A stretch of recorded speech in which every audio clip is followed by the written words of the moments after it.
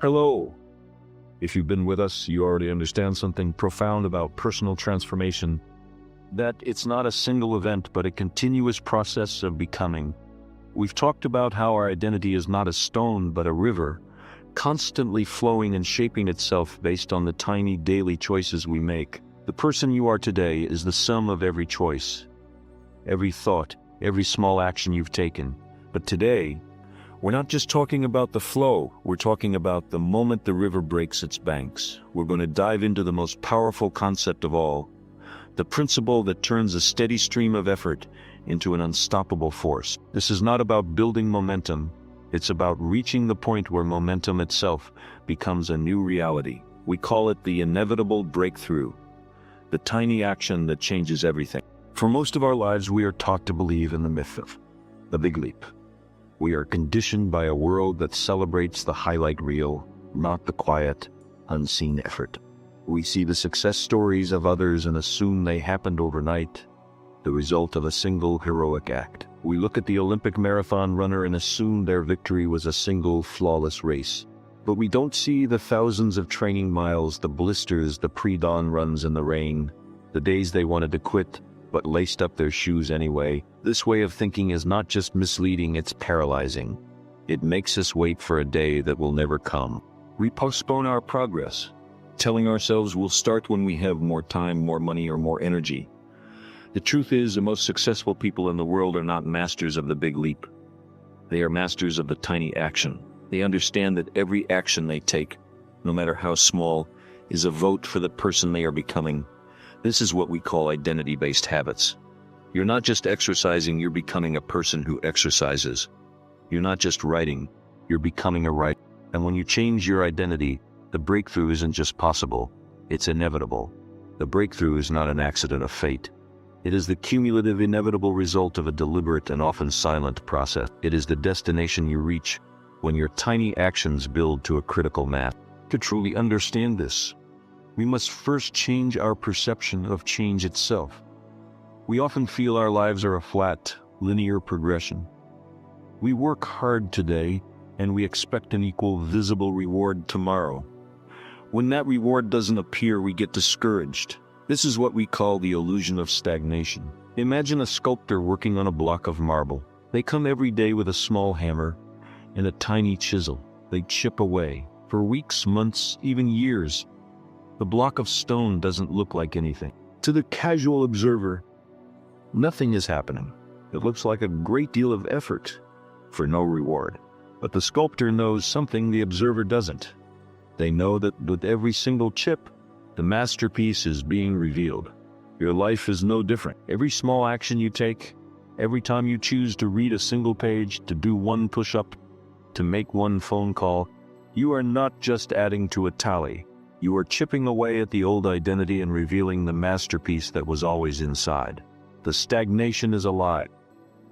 The progress is happening in the deep, unseen structures of your identity, below the surface in the slow, grinding work of the sculptor.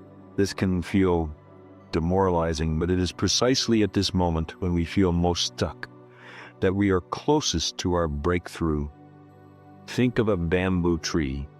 After being planted, you water it for 5 years and it looks like nothing is happening above ground. For 5 long years, all the growth is happening unseen in a vast and complex root system. Then, in the 6th year, the bamboo shoots up over 80 feet in just 6 weeks. The growth was not a sudden miracle. It was the inevitable result of 5 years of unseen effort. Your life is no different. You are building a root system. So how do you begin this process? It starts with what we call the 1-degree shift. Your life is a ship. You do not need a complete course correction or to turn your life upside down overnight. You only need a 1-degree shift, a single deliberate action that reorients your path. This action must be so small, so simple, that your brain doesn't have time to create a narrative of resistance around it. Think of it like a thermostat.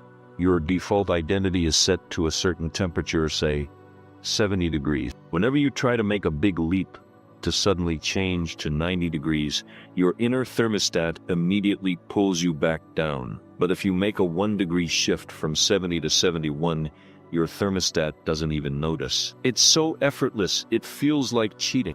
Let's talk about a man named Alex, who wants to be a musician but is crippled by stage fright.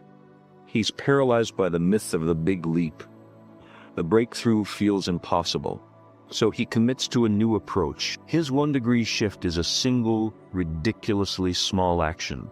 He will record a 10-second audio clip of himself playing one chord and save it to a private folder on his phone. That's it. It's so easy it feels like cheating. In the quiet of his room, he can hear the soft click of the pip on the strings, the warm resonance of the chord. There is no audience, no pressure, just the sound. It's so small, his brain can't even argue. He is not trying to be a musician. He is simply doing a single private, sacredly inefficient act that a musician would do.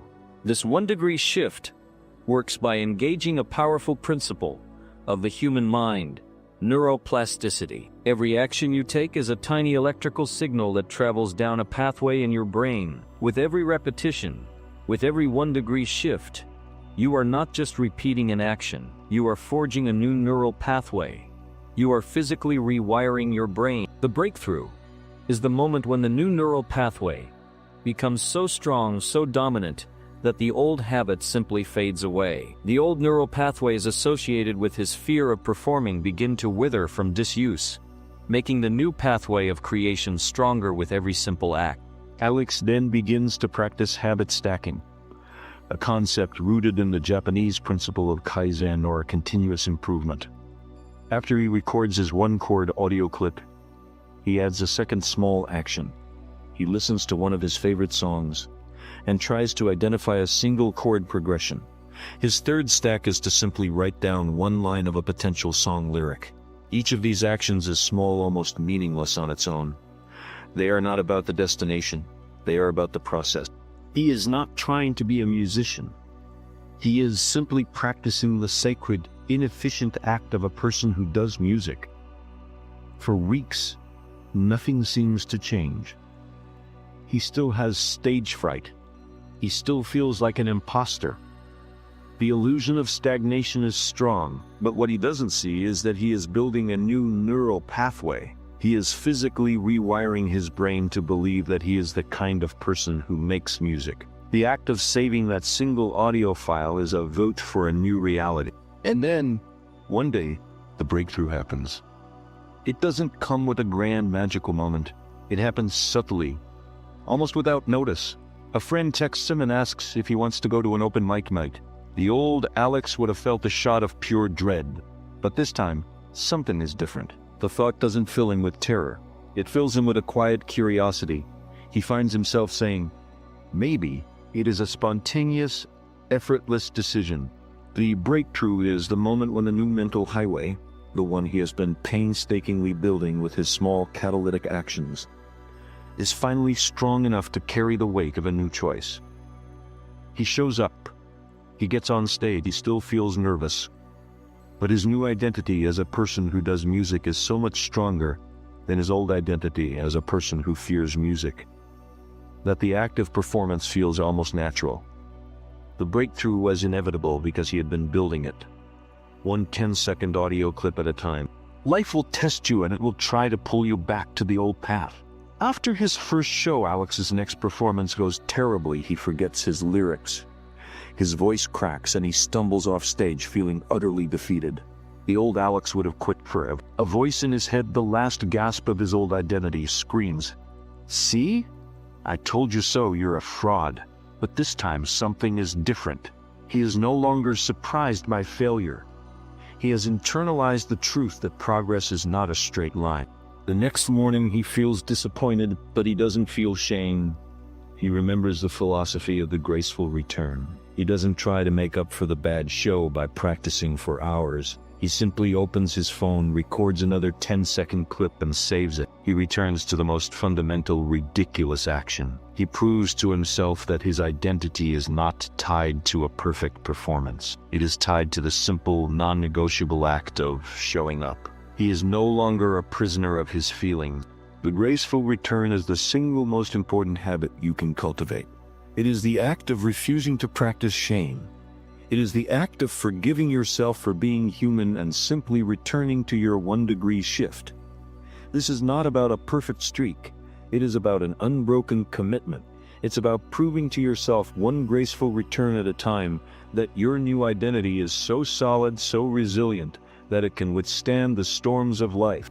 This brings us to a crucial point about the illusion of stagnation. The period before the breakthrough can feel the most difficult and discouraging. This is where most people quit. They see the lack of visible progress and mistakenly conclude that their efforts are in vain. It's like heating a pot of water on a stove. The water goes from room temperature to 100 degrees Fahrenheit, then to 100. You've applied a tremendous amount of energy, and all you have to show for it is hotter water. The progress is there, but the phase change hasn't happened yet. And then, at 12 degrees, the water boils. It turns to steam. The change is dramatic, immediate, and visible. That final degree of heat, that final small action, is the one that causes the breakthrough. It's not about the magnitude of the action, but about the accumulated effort that precedes it. You are closer to your breakthrough than you think, precisely because you feel like nothing is happening. This is the truth that separates those who succeed from those who give up. So, how you navigate this period of unseen progress? You build a feedback loop of belief. Of every single 1-degree shift, no matter how small, creates a tiny win.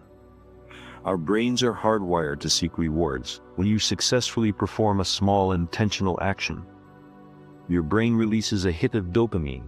That tiny feeling of accomplishment reinforces the behavior, making it more likely that you'll do it again. Each successful repetition strengthens your belief in your new identity.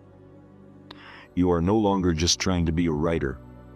With every paragraph you write, you are collecting evidence that you are a writer. This is a virtuous cycle. The small action builds a small win, which reinforces a new belief, which makes the next small action easier, which leads to another win.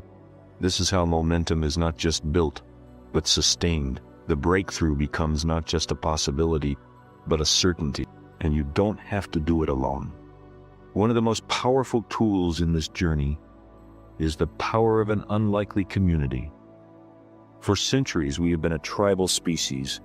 We are deeply influenced by the people around us. If you are surrounded by people who believe in the big leap, who are always waiting for the lightning bolt of inspiration, you will be constantly pulled back to their stagnant reality. To build a new identity, you must find a tribe that celebrates the daily chipping away. They are the people who understand the value of the 1-degree shift. They are the people who will celebrate you for reading a single page, for doing one push-up, for making a single phone call. They don't just celebrate the breakthrough. They celebrate the quiet, unseen effort that makes it inevitable. This community provides the social support and accountability that turns a solo journey into a shared mission. They become the fertile soil in which your habits can grow. The breakthrough is inevitable. It is not a matter of if, but when. Every single action you take is a vote for a new reality.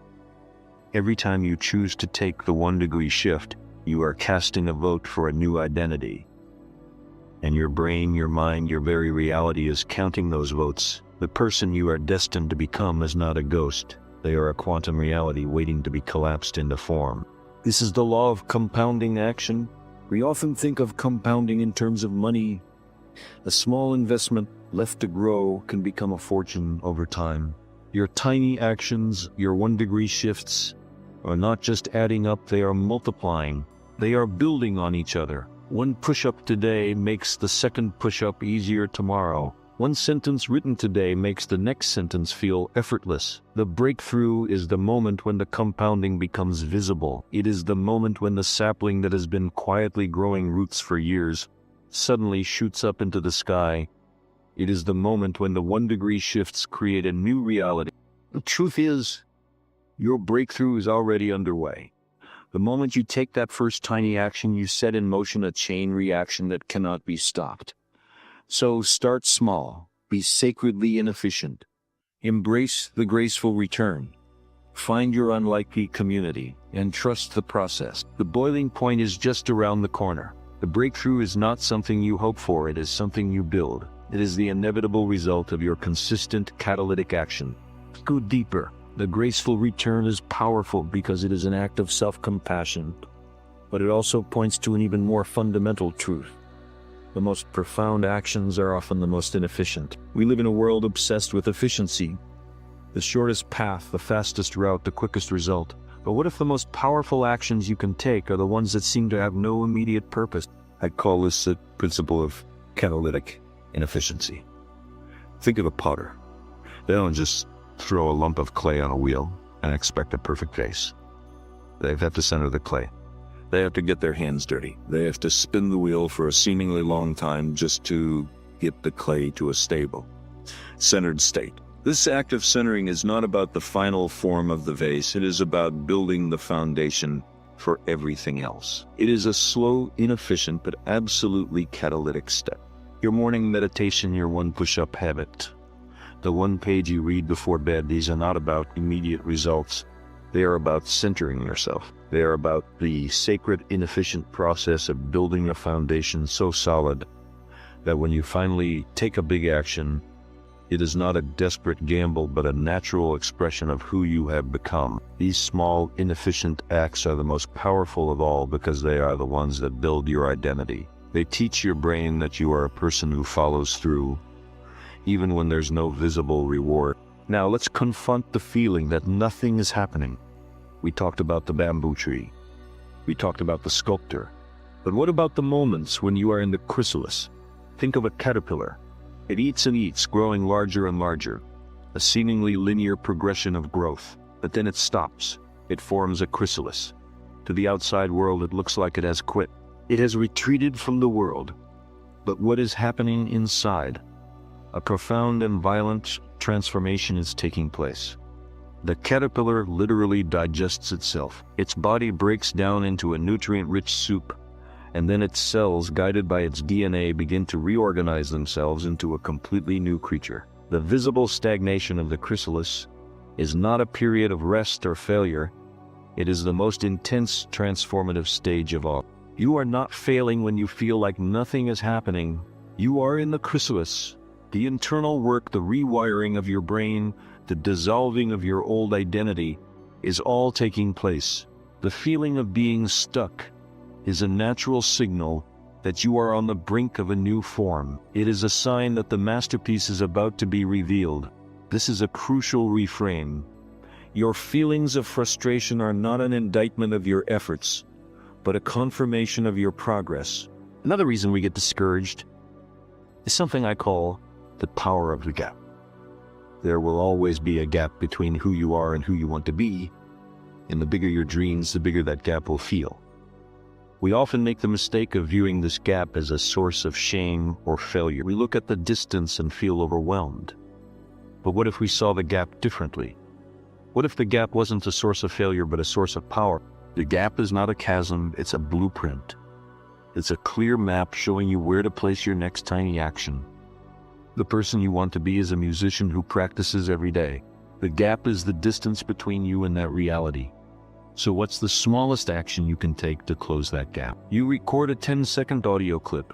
The gap is not a judgment, it's a guide. It tells you exactly what to do next. When you start seeing the gap as a guide and not a judgment, you stop feeling overwhelmed and start feeling empowered. The gap is your friend. And finally, let's talk about what happens when the breakthrough arrives.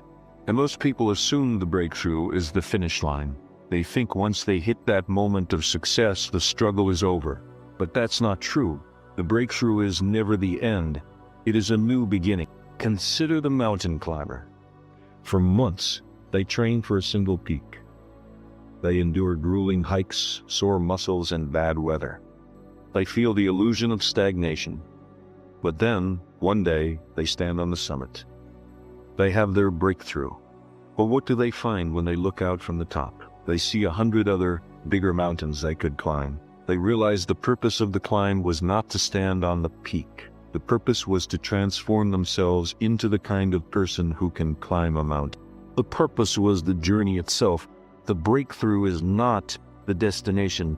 It's the moment you realize that the person you've become on the journey is the true prize. It's the moment the journey becomes effortless. You are no longer just trying to be a runner, you are a runner. The habit is no longer a struggle, it is who you are. The breakthrough is when the old identity is finally shed and the new one takes flight. The journey of the 1 degree shift is not a path to a single moment of victory. It is a path to a life of continuous, inevitable transformation. So, don't wait for the big leap. Embrace the tiny, sacredly inefficient actions that build your new identity. Don't be discouraged by the feeling of stagnation.